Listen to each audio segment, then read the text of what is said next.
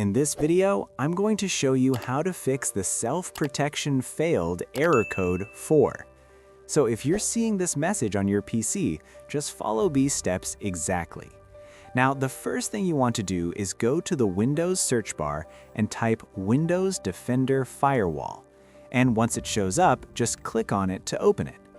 Now, when the firewall window opens, what you want to do next is click on Advanced Settings on the left side. Now, a new window will open, and from here, just click on Inbound Rules. Now, once you're inside Inbound Rules, look on the right side and click on New Rule. Now, when the rule wizard opens, just select Program and then click Next.